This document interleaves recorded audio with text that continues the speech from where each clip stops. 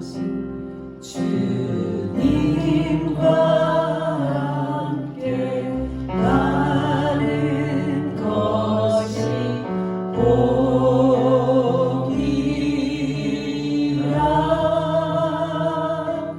주님의 말을 아는 것이 주복이라.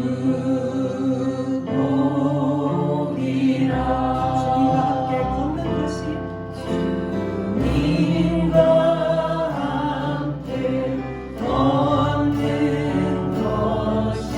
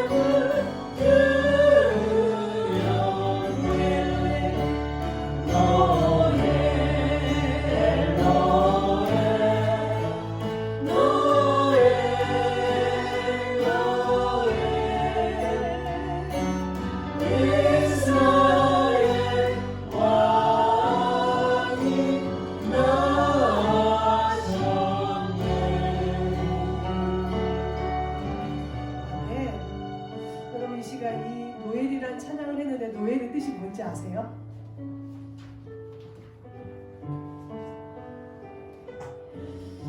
예수님의 탄생을 처음으로 축하하는 천사의 소리랍니다.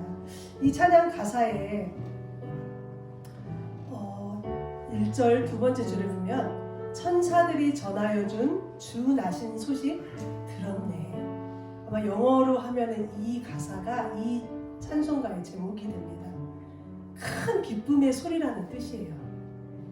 자, 성탄절이 이제 보면은 여러 군데에서 많이 시작이 되고 그 알리는 많은 조명과 또 캐롤송과 또 찬송의 소리들이 이렇게 많이 있는데 저는 이 찬양을 이번 주 이렇게 준비를 하면서 예수님이 우리를 구원하시기 위해 말구유에 가장 낮은 모습으로 이렇게 오시기까지 참 주님을 외롭게 하면 어떠할까? 세상은 참 많이 연인들의 웃음소리, 또 선물과 케이크와 또 캐롤송과 산타와 수많은 많은 또 기쁨의 소식들이 있는데 우리 마음에 올 한 해를 또 정리하면서 이 노엘 이 찬양이 참 좀 슬프게 들렸던 것 같아요. 오늘 이렇게 우리 하진이가 또 이렇게 휴가를 나왔는데 많은 생각들이 있을 것 같아요. 근데 그 많은 생각들 중에 아까 그 동방 박사들이 3가지 그 보물을 준비해서 주님 앞에 아기 예수께 드렸던 것이 있었는데 앞으로 비전들도 생각들도 참 많이 있겠지만 우리 하나님 앞에 드려질 그 어떤 마음의 다짐 또한 우리 또 하진이가 함께 있었으면 좋겠다라는 갑자기 그런 마음이 드는 것 같습니다. 여러분도 올 한 해 이제 마무리 잘 하시면서 이 노엘 이 천사들이 알려주는 이 기쁨의 이 첫 소식이 우리 귀에, 우리 마음에, 우리 심령 가운데 더 기쁨으로 정말 울려 퍼지는 그런 성탄절이 됐으면 좋겠습니다. 아멘. 찬양하겠습니다.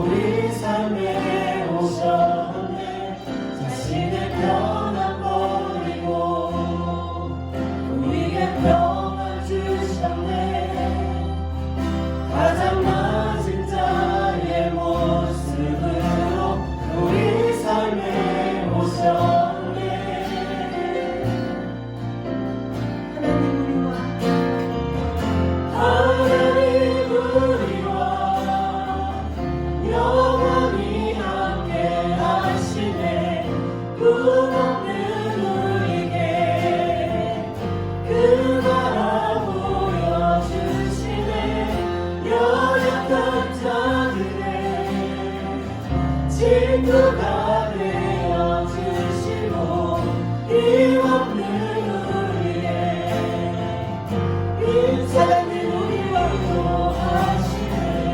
하나님 우리와 영원히 함께 하시네.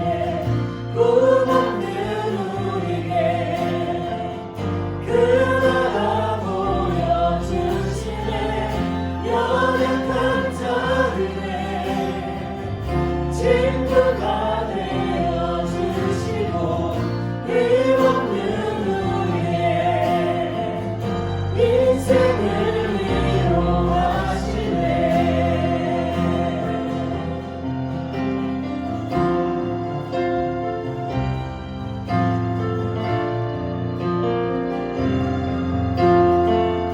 예수 이곳에 우리와 함께 예수 이곳에 우리와 함께 영원히 예수 이곳에 예수 이곳에 우리와 함께 영원히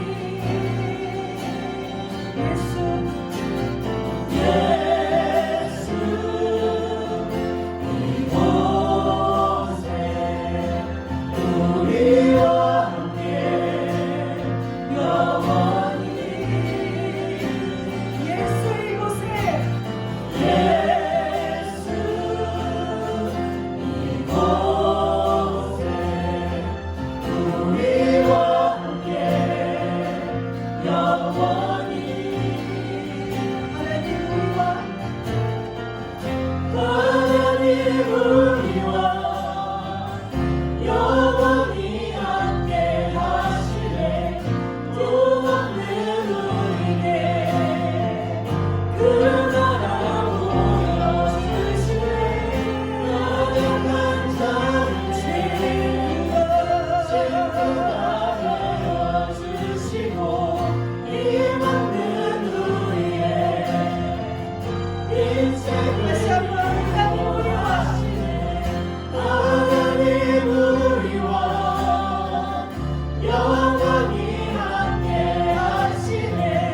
꿈없는 우리에게 그 나라 보여주시네. 연약한 자들의 친구가 되어주시고 힘없는 우리의 인생을 위로하시네.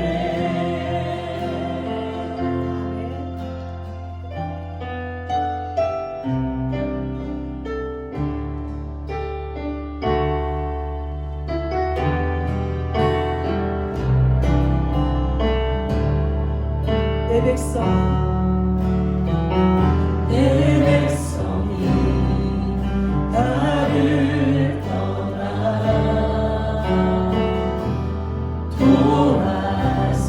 돌아섰지만 내 사랑이 내 백성을 포기 못하니 내 모든 것 내어주고 나 그들의 어른이라 여호와께 돌아가자.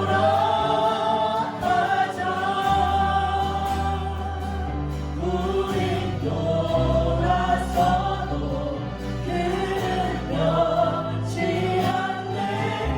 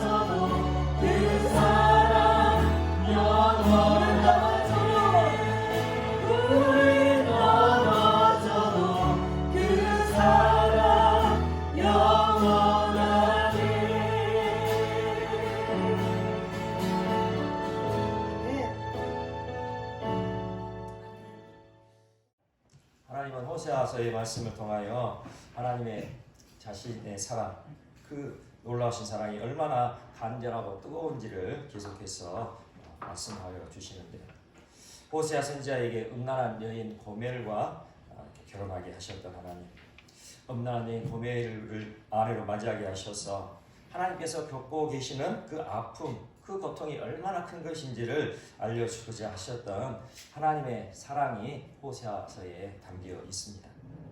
음란한 여인 고멜, 하나님과 결혼 언약을 했지만 우상을 쫓아 살아갔던 이스라엘 백성을 의미하고 있고요. 그리고 음란한 고멜을 맞이하여 살아가는 호세아 선지자는 우상을 쫓아 살아가는 이스라엘 백성을 어떻게 해서라도 돌이켜 다시 구원하시려는 하나님의 모습으로 보여지고 있죠.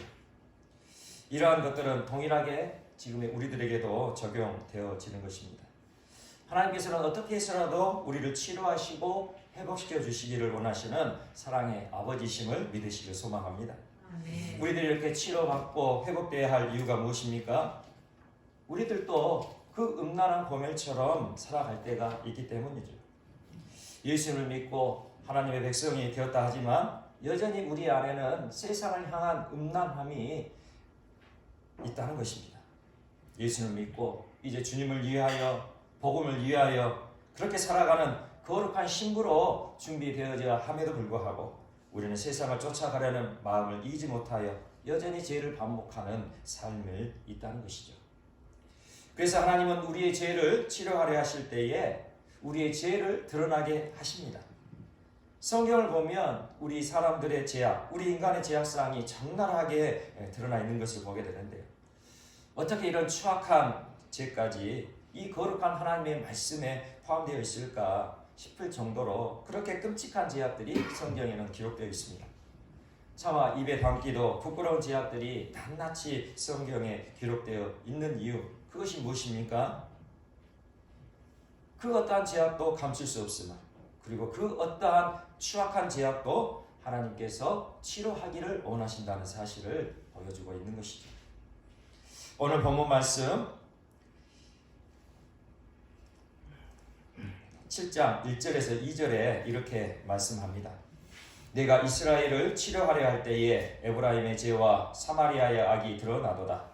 그들은 거짓을 행하며 안으로 들어가 도둑질하고 밖으로 떼지어 노략질하며 내가 모든 악을 기억하였음을 그들이 마음에 생각하지 아니하거니와 이제 그들의 행위가 그들을 에워싸고 내 얼굴 앞에 있도다.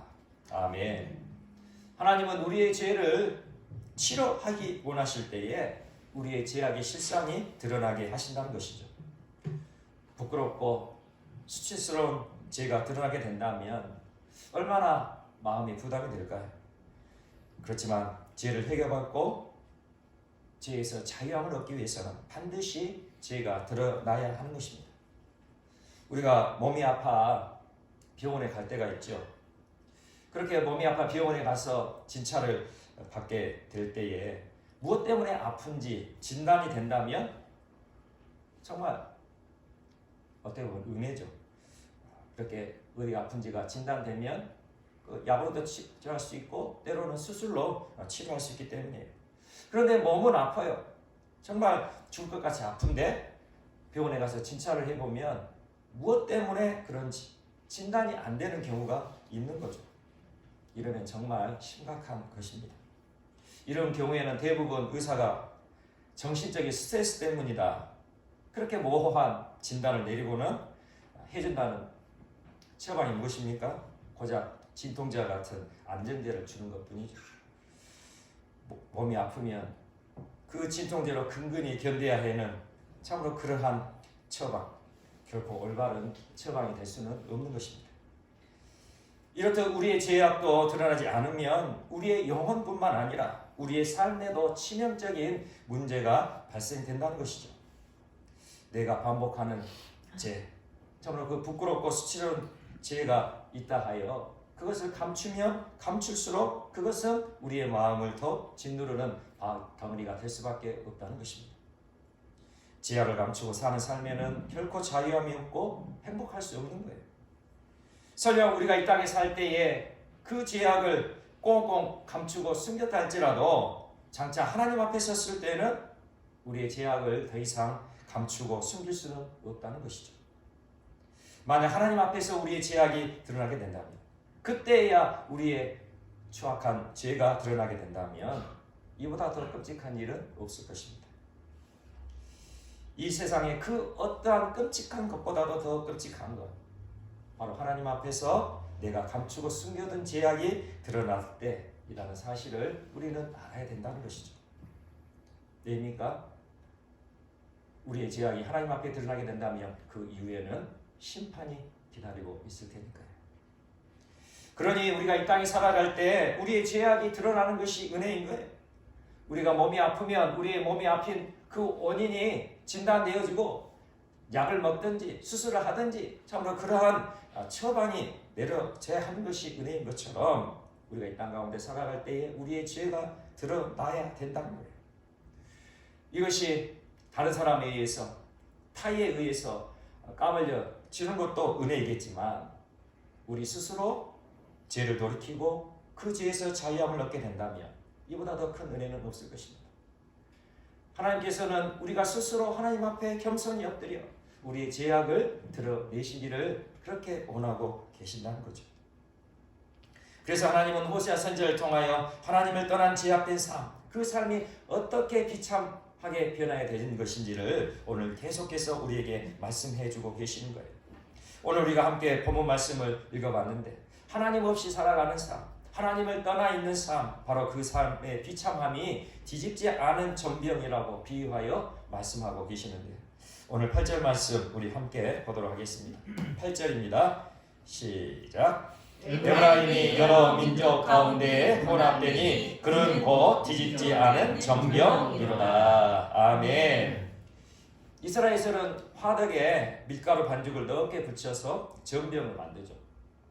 한마디로 빵을 이렇게 만드는 거예요. 그런데 이 전병을 뒤집지 않고 계속 놔두면 어떻게 될까요? 다 붙을 수밖에 없죠. 화덕에 붙어있는 면은 계속 타버리지만 반대쪽 면은 어떻습니까? 계속 설익은 상태로, 밀가루 반죽 상태로 남아있어서 결국 그 전병은 먹을 수 없는, 아무 쓸모없는 것이 될 수밖에 없는 것입니다. 이것은 우리의 믿음에 경종을 울리는 비유의 말씀인 거예요. 세상을 향해 세상에 취해 있는 삶, 바로 뒤집지 않은 전병과 같은 삶임을 말씀하고 계시기 때문이죠. 세상의 즐거움을 쫓아 세상으로 향해 있는 삶은 점점 시커멓게 타들어갈 수밖에 없는 거죠. 그렇게 한편은 시커멓게 타들어가지만 또 그 반대편은 하나님을 향한 믿음, 그 믿음은 설익은 채로 남아있게 된다는 것입니다. 그렇게 먹을 수 없는 전병, 쓸모없는 전병이 되어가는 것이죠. 하나님께서는 이것을 뒤집지 않는 전병으로 이렇게 비유하시면서 이렇게 경고를 하고 계시는데, 이처럼 하나님을 향하지 않아 시커멓게 타들어가는 근본적인 요인에 대해 하나님께서는 이렇게 말씀하고 계세요. 바로 우리들 안에 있는 교만 때문이다. 그렇게 말씀하고 있는 것이죠. 사람들이 마음으로 저지르는 수많은 죄들 중에 어떠한 죄들은 겉으로 드러나지 않는 그런 죄들이 있어요. 우리가 삶 가운데 죄를 지을 때 우리 마음으로 짓는 죄들, 그 죄들은 쉽게 밖으로 드러나지 않을 때가 있다는 것이죠. 미움이나 시기나 질투, 그리고 분노, 이러한 마음으로 저지른 죄들은 숨기려고 작정하면 얼마든지 쉽게 숨겨낼 수가 있다는 것이죠. 마음 안에 미움이 불타오르더라도 겉으로는 얼음장처럼 냉정해질 수 있죠. 마음 안에 시기가 불불 끓어도 겉으로는 잔잔한 호수가 될 수 있어요. 그런데 교만만큼은 결코 숨길 수가 없다는 것입니다. 미터진 쌀자루에서 쏟아지는 그 쌀 한 톨 한 톨처럼 이 교만은 아무리 감추려 해도 쌀톨이 이리저리 흐트러져 있는 것을 금방 발견하게 된다는 것입니다. 오늘 보면 10절에서 11절 말씀 또 함께 같이 읽어보도록 하겠습니다. 10절에서 11절 함께 읽겠습니다. 시작. 이스라엘의 교만은 그 얼굴에 드러난다니 그들이 이 모든 일을 당하여도 그들의 하나님 여호와께로 돌아오지 아니하며 구하지 아니하도다. 에브라임은 어리석은 비둘기같이 지혜가 없어서 애국을 향하여 부르짖으며 아수르로 가는도다. 아멘. 하나님은 이스라엘 백성들의 교만이 얼굴에 드러났다, 그렇게 말씀하고 있어요. 교만한 사람들의 특징을 보게 되면 하나님을 찾지 않는 거죠. 교만한 사람들의 특징, 하나님께 엎드려 기도하지 않는다는 거예요. 이처럼 이스라엘 백성들은 어려운 일, 충격적인 일, 정말 힘든 일을 당하였어도 하나님께 엎드리지 않고 하나님께 돌아오지 않는 교만한 마음을 가졌던 사람들이었습니다. 이것이 교만해진 하나님의 백성들의 비극인 거죠. 하나님 자녀의 특권은 무엇일까요? 하나님의 백성들의 특권, 하나님 아버지를 언제든지 찾아갈 수 있는 것이죠. 하나님 아버지께 무엇이든 요청할 수 있는 거예요. 그러므로 하나님의 자녀된 우리는 어떻게 해야 할까요? 우리의 삶에 어떤 일이 생기든지, 작은 일이든지 충격적인 일이든지 상관없이 우리는 언제나 하나님을 찾아야 할 것입니다. 우리가 충분히 할 수 있는 일이든지 아니면 내가 도저히 감당할 수 없는 일이든지 하나님께 나아가 하나님의 도움을 요청해야 하는 거예요. 하나님의 자녀로서 특권을 가지고 있으면서도 그것을 사용하지 않는다면 하나님을 실망시켜 드릴 수밖에 없는 거죠. 하나님의 마음에 근심을 짊어지게 할 수밖에 없는 일인 것이에요. 하나님 아버지는 우리와 함께 하시고 우리를 도와주시려고 하는데 우리가 하나님을 찾지 않고 기도하지 않는다면 하나님의 마음은 근심과 고통으로 가득할 수밖에 없는 거죠. 교만의 싹, 바로 그것은 하나님을 찾지 않고 하나님께 엎드려 기도하지 않는 것으로부터 터뜨려 나오게 됨을 명심하시기 바랍니다. 하나님을 의지하지 않고 내가 하려고 한다면, 하나님께 기도하지 않고 내가 하려고 한다면 바로 그것이 하나님 앞에 교만이 되는 것입니다. 우리가 정말로 하나님의 인도하심, 하나님의 역사하심을 원한다면 하나님 앞에 겸손한 자가 되을 것이고, 그렇게 하나님 앞에 겸손한 자가 되어질 때 우리는 하나님을 찾고 하나님을 의지하고 하나님 앞에 겸손히 엎드려 우리의 삶을 주님께 요청드리게 될 것입니다. 아멘. 하나님 아버지, 저에게 이런 어려움이 있어요. 이 어려움을 풀 수 있는 지혜를 주십시오. 해결의 길을 열어주세요. 하나님 아버지, 저에게 이런 문제가 있습니다. 어떤 선택을 해야 할까요? 하나님께서 원하신 뜻을 알려주십시오. 깨닫는 마음을 주십시오. 이렇게 항상 하나님을 찾고 하나님께 엎드려 기도할 수 있는 우리 모두가 되시기를 간절히 소망합니다. 아멘. 하나님께 기도하는 자, 하나님께 엎드려 간구하는 자, 결코 하나님께서는 내버려두지 않으시고 응답으로 역사하실 것입니다. 아멘. 또한 뒤집지 않은 전병처럼 세상에 취해 그 세상의 그 한쪽 면만을 바라보며 달려가는 사람들, 죄악 저지르는 삶을 서슴지 않는 것을 보게 됩니다. 때로는 죄인 줄 알고서도 죄악이 질주를 멈추지 않는다는 거예요. 그리고 마음에 찔림이 있고 마음에 답답함이 있어 회개를 하지만 그 회개가 성심을 다한 회개가 되지 않는다는 것입니다. 오늘 13절 또 14절 말씀 함께 보도록 하겠습니다. 13절 14절 함께 보겠습니다. 시작. 화 있을진저 그들이 나를 떠나 그릇 같음이니라. 해마 같은저 그들이 내게 범죄하였음이니라. 내가 그들을 건져주려 하나 그들이 나를 거슬러 거짓을 말하고 성심으로 나를 부르지 아니하였으며 오직 침상에서 슬피 부르짖으며 곡식과 새 포도주로 말미암아 모이며 나를 거역하는도다. 아멘. 뒤집지 않은 전병처럼 그렇게 세상에 취해 살아가는 사람들, 어렵고 힘든 일이 있으면 하나님을 찾는 것이 아니라 세상을 바라보며 세상을 쫓아가죠. 마치 이스라엘 백성들이 어렵고 힘든 그 상황에서 하나님을 찾는 것이 아니라 그 강대한 애국을 찾아가고 아수르에 의지했던 것처럼 그런 삶을 살아가게 된다는 것입니다. 그러한 삶을 살아갈 때에 참으로 그의 모습이 어떤 모습으로 이렇게 떨어지게 될 것인가를 오늘 말씀을 통해 보게 됩니다. 하나님께서는 결코 한 영혼이라도 넘어지는 것을 원치 않으십니다. 한 영혼이라도 건져내시기 위하여 얼르고 달래고 모든 방법을 동원하시는 하나님이세요.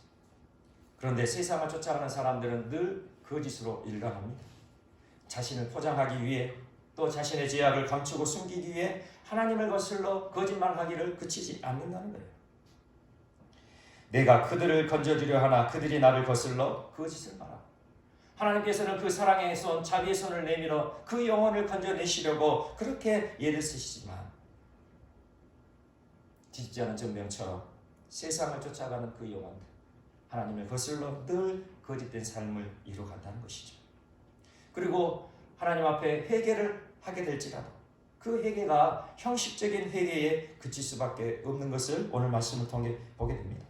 14절에 성심으로 나를 부르지 아니하였으며 오직 침상에서 슬피 부르짖으며, 정말 자신의 죄악을 깨달았다면 예수 그리스도의 십자가 아래 겸손히 엎드려 그렇게 무릎으로 엎드려 회개하며 돌이켜야 할진데, 오늘 말씀을 보게 되면 성심으로 하나님을 부르지 아니하며 오직 침상에서 슬피 부르짖으며, 십자가 아래 엎드리는 것이 아니라 침대에 편안히 누워 후회의 눈물만을 흘리고 있다는 것이죠. 그저 침대에 누워서 내 인생이 왜 이럴까? 나는 왜 이런 삶을 살아갈까? 후회의 눈물만 짜낸다는 거예요. 그렇게 후회의 눈물을 흘리면서 그 마음 안에는 여전히 세상의 곡식과 세상의 새 포도주로 가득한다는 거예요. 세상이 주는 곡식, 세상이 주는 그 새 포도주 무엇입니까? 그 마음에는 여전히 세상의 즐거움, 세상의 쾌락이 그 마음을 지배하고 있다는 거예요. 후회의 눈물을 흘리면서도 그 마음 안에는 여전히 세상을 향한 마음을 끊어버리지 못하고 여전히 그것을 붙들고 있다는 것이죠. 우리의 인생은 결코 길지 않은 인생임을 알아야 합니다. 우리가 100세 인생 그렇게 말을 해서 이제 더 오래 살게 되었지만, 우리가 100세를 산들, 120세를 산들, 200년을 산들, 그 인생은 영원한 하나님 나라의 그 삶에 비하면 너무나도 짧은 인생이고, 하나님께서 바라보시는 그 계수하는 그 시간을 보게 되면 우리 인생은 너무나도 짧은 시간이라는 거예요. 그러니 우리는 아직 시간은 많다, 그런 생각을 가지고 우리의 인생을 살아가서는 안 된다는 거죠. 우리의 인생은 죄짓고 허비하며 살아가기에는 너무나도 짧은 인생이라는 것입니다. 하나님의 영광을 위하여, 하나님 나라를 위하여 살아가기에도 너무나도 짧은 인생을 우리는 살아가고 있는 거예요. 한번 생각해 보시기 바랍니다. 우리가 인생을 살아갈 때 적어도 3분의 1 정도는 잠을 자야 됩니다. 잠을 자야 우리의 일상을 이루어가게 되죠. 그렇게 3분의 1 정도는 잠을 자야 되고, 그리고 그 외에 또 어떤 일들을 해야 됩니까? 필수적인 그런 일들이 있죠. 화장실을 가야 되고, 또 밥을 먹어야 되고, 또 잡담하는 그런 시간들이 있어야 되고, 때로는 엉뚱한 상상에 우리의 마음을 뺏기는 그런 시간들, 이러한 잡다한 시간들을 포함해 보면 실제로 우리의 인생에서 정말 활동하고 일할 수 있는 시간은 얼마 되지 않는다는 것이죠. 그래서 성경은 세월을 아끼라 그렇게 명령하시는 거예요. 에베소서 5장 16절에서 18절입니다. 세월을 아끼라, 때가 악하니라. 그러므로 어리석은 자가 되지 말고 오직 주의 뜻이 무엇인가 이해하라. 술 취하지 말라. 이는 방탕한 것이니 오직 성령으로 충만함을 받으라. 아멘. 악한 세상에 취해 세상을 쫓아 살아가다 보면 짧은 인생은 덧없이 흘러가게 되는 거예요. 그리고 스스로는 열심히 살았다고 생각할지 모르지만 뒤집지 않은 전병처럼 한쪽 면이 홀랑 타버려 아무 소용없는 삶의 그 결과를 이루어가게 되는 것이죠. 그래서 주님은 또한 우리에게 말씀하셨어요. 마태복음 6장 33절, 너희는 먼저 그의 나라와 그의 의를 구하라. 그리하면 이 모든 것을 너희에게 더하시리라. 우리는 세상에서 빛과 소금의 사명을 감당하며 살아야 할 하나님의 백성이요 예수 그리스도의 제자임을 명심하시기 바랍니다. 그럼 우리는 반드시 세상으로 나가야 되는 거예요. 우리가 이렇게 하나님의 전에 나와 예배하고 있지만, 우리가 하나님 앞에 예배하고 기도하였다면 우리는 세상으로 나가야 된다는 거예요. 우리는 세상에서 빛과 소금의 삶을 감당해야 할 그리스도의 군사들이기 때문입니다. 그래서 그렇게 세상으로 나가 하나님의 나라와 의를 구하는 그런 삶을 살아가야만 하는 것이죠. 이 삶의 목적이 우리에게 분명해야 한다는 거예요. 이 삶의 목적이 우리에게 분명하지 않는다면 우리는 뒤집지 않은 전병이 될 수밖에 없는 것입니다. 우리가 세상으로 나아가면 어떻게 됩니까? 세상에 믿지 않는 사람들과 당연하게 어울려야 되는 거예요. 우리가 하나님의 백성이 되고 예수 그리스도의 제자가 되었다고 믿음의 사람들만 만난다면 우리가 어찌 세상에서 빛과 소금의 소명을 감당할 수 있겠습니까? 우리가 예수 그리스도의 제자로 세상에 나가 세상에 믿지 않는 영혼들과 우리는 어울려 살아가야 돼. 그런데 그렇게 세상 사람들과 어울려 살아가는 목적이 그저 즐기고 노는 것이 된다면 우리는 그 믿지 않는 사람들의 영향을 받아 뒤집지 않은 변병처럼 새까맣게 타버리는 인생이 되어진다는 것을 명심하시기 바랍니다. 믿지 않는 사람들과 어울릴 때도 우리는 항상 하나님 나라와 의를 구하는 데 목적을 가지고 그 영혼들을 만나고 그 영혼들과 어울려야 된다는 것입니다. 그렇게 세상 가운데 우리가 하나님 나라와 의를 구하는 목적을 가지고 살아가야 뒤집어지는 역사가 일어나게 된다는 것입니다. 어떻게 저 믿지 않는 영혼을 하나님 나라로 이끌 수 있을까? 어떻게 하면 저 믿지 않는 사람을 하나님의 품으로 인도할 수 있을까? 그것을 늘 염두에 두는 삶, 그 삶이 있어야 우리의 삶은 세상 가운데 뒤집지 않은 전병처럼 살아가지 않게 된다는 것입니다. 그래야 우리의 믿음을 지킬 수 있는 거예요. 그래야 세상 사람들과 어울려 그렇게 생활할 때 그들이 하는 말들이 무엇입니까? 주식이 올랐네, 내렸네, 집값이 올랐네, 내렸네, 누가 얼마를 벌었네, 어디 가서 맛있는 거 먹었네, 어떻게 놀면 즐기고 기쁘네. 그런 이야기들 속에서 내 자신의 마음을 지킬 수 있는 것, 내 자신의 믿음을 지킬 수 있는 것, 내 삶의 목적을 분명히 붙드는 것입니다. 우리의 가정에서도 마찬가지죠. 우리의 가정에서도 하나님 나라와 의를 구하는 삶을 살아가지 않으면 우리는 뒤집지 않은 전병처럼 살아갈 수밖에 없어요. 왜 남편은 나를 사랑해주지 않는가? 왜 나의 아내는 나를 이해해주지 않는가? 왜 나의 자녀는 나의 말을 듣지 않는가? 그렇게 하다가 그냥 인생을 마감하게 된다는 것입니다. 우리의 학교에서도 마찬가지입니다. 우리 학교에서도 하나님 나라와 의를 구하는 그 삶의 목적의 먼저가 되지 않다면 어떻게 해서 좋은 직장 가고 돈 많이 벌고 잘 살게 될까? 그것만을 연구하는 학교 생활이 될 수밖에 없다는 것이죠. 그렇게 우리에게 허락한 귀중한 세월을 새까맣게 타들어가 버리게 하는, 인생을 망가지게 하는 헛된 시간으로 허송 세월을 보낼 수밖에 없게 된다는 것입니다. 그러므로 우리는 세월을 아껴야 합니다. 우리는 결코 세상에 취해 살아가서는 안 된다는 거예요. 우리가 세상 속으로 들어가서 반드시 하나님의 나라와 하나님의 의를 붙드는 삶을 살아가야 된다는 것입니다. 오늘 16절 말씀을 한번 보도록 하겠습니다. 16절 말씀 함께 보겠습니다. 시작.